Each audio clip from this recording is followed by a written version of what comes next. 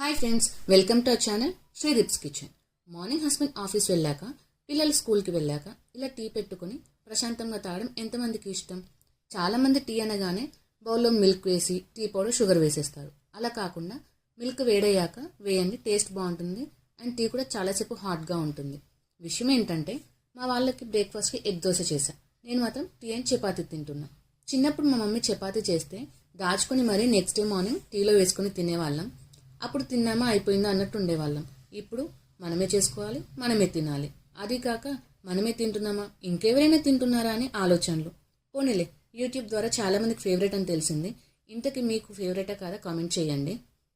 అయినా కిచెన్లో మనం ఉన్న చోట ఉండం కదా, ఇలాంటివి ఏదో ఒకటి చేసి ఖచ్చితంగా హ్యాండ్ కాల్చుకుంటాం. డైరెక్ట్గా బౌల్తో వేసుకోవచ్చు కదా, గ్లాస్లో పోసి గ్లాస్తో వేసుకుందాం, అంతే, హ్యాండ్ కాల్చుకుందాం. సర్లేండి, ఇంతకు వీడియో నచ్చితే లైక్ చేసి సబ్స్క్రైబ్ చేయండి. Thank you.